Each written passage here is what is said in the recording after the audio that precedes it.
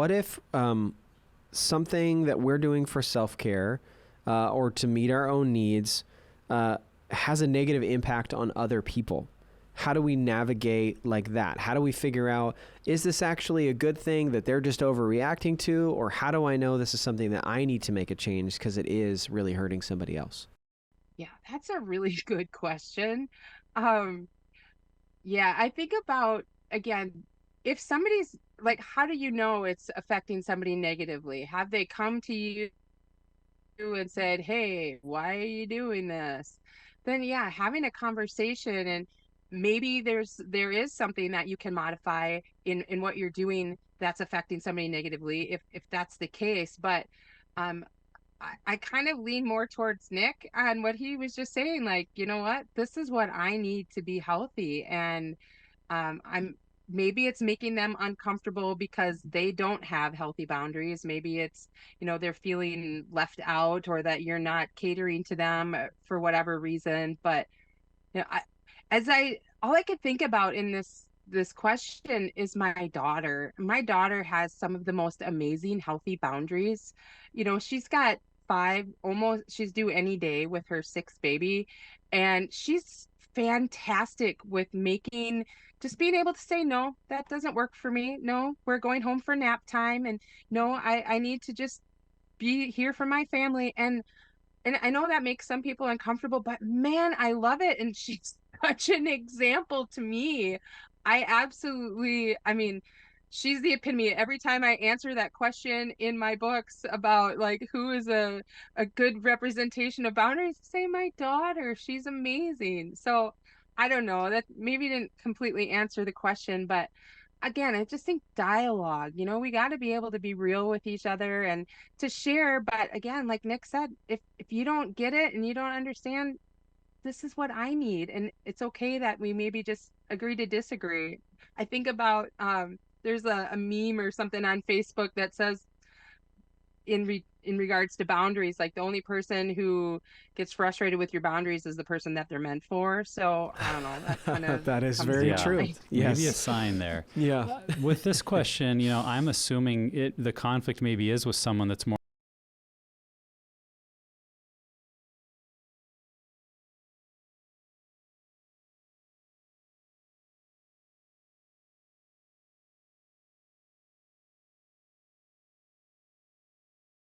My wife knows running is a form of self-care for me, but if it's like the middle of a family gathering, I'm like, well, going for a run, see you later. And it's like, Bye. why did Nick just take off? Yeah, Or right.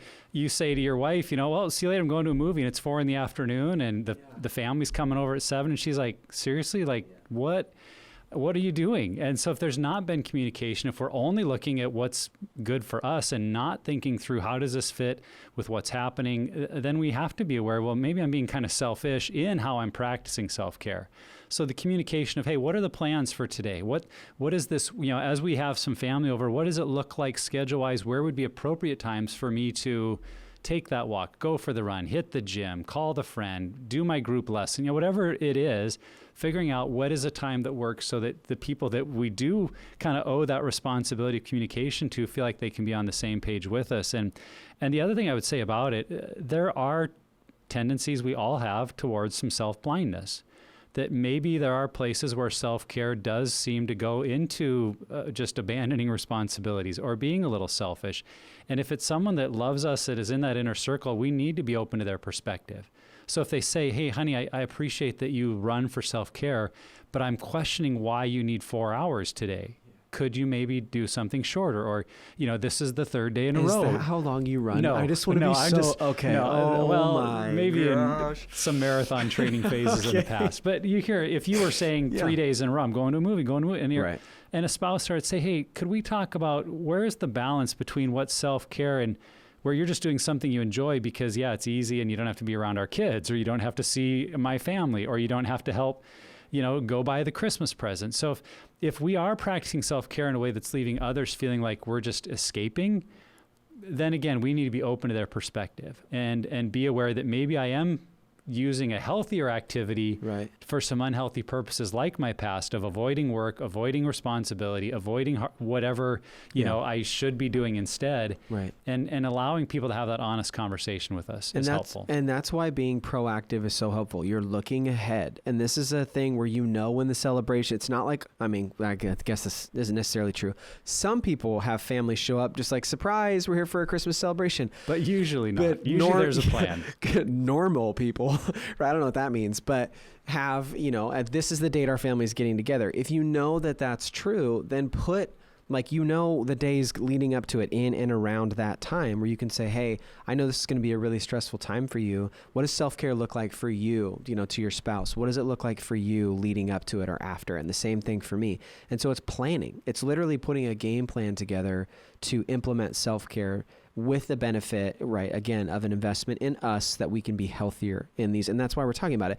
That's because there are situations during the holidays where it's really easy to not be healthy. And so, again, planning. And maybe especially at the holidays, look for opportunities where your self-care could adjust a little to include other people. Yeah. You know, I found having one of my kids that participates in things I enjoy made it a lot easier to do self-care. So, you know, having a daughter that loved running and having a plan like, hey, 9 a.m. tomorrow we're doing our run, it was really easy for my wife to be on board because she supported the father-daughter time. She liked seeing our daughter stick to her running plan.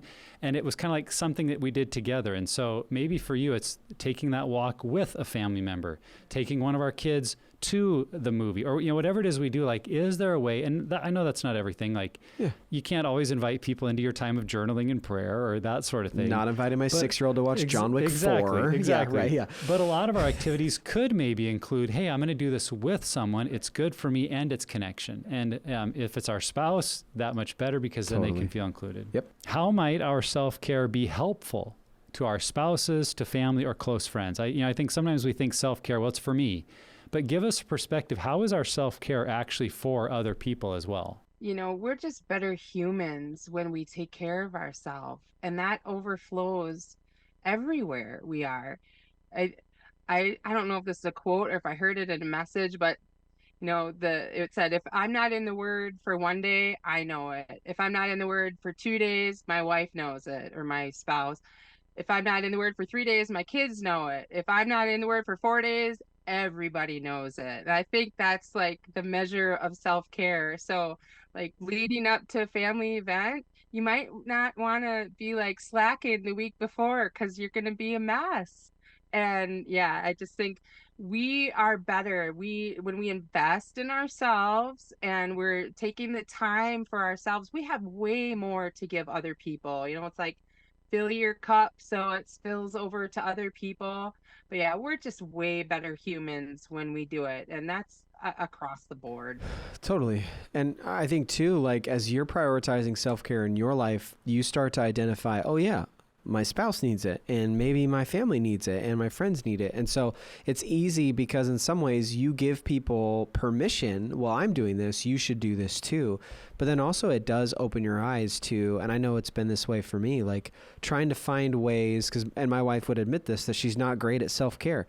And so for me, if I'm in that mindset where self-care is a part of my rhythm and my days, I'm quicker to think like, hey, how can we get you out of the house? I'll take the boys. I'll do something. You go, just whatever you want to do. And finding those pockets and rhythms. So I think it just heightens our awareness to being able to encourage other people that they have this freedom as well to invest in themselves. Well, frankly put, good self-care can keep us away from relapse and old unhealthy behaviors. Bingo. But the other thing I'd say as it relates to our spouses and family, that if I don't do self-care, my need for care doesn't go away. Like I still have needs, and what can inadvertently happen if I'm not practicing good self-care is I put that burden on the people around me, maybe without even meaning to, but now I need you to help me feel good. Mm-hmm. I need you to bring some peace. I need you to keep my environment controlled because I'm not doing it in healthier ways. So now I'm kind of looking to pull that from other people in ways that tend to not go well and strain relationships and make family members or friends feel a little manipulated or used, or like, well, why is it my job to make you feel better? Or, you know, I'm sorry the house wasn't perfect when you got home and so you didn't feel at ease. Well, now I'm bringing those burdens with me rather than dealing with them in more constructive ways. So I think if we see, like, I mean, I notice this for me, if I am doing self-care, I don't get near as critical with my family about if I see something left, out, or the room is messy, because those things can really, when I'm not in a good place, then those things really bother me. And I get critical and I get pouty and I get moody. And it's like, well, that's not good for anybody. and I've, in our marriage, like my wife has literally said, honey, do you need to go for a run?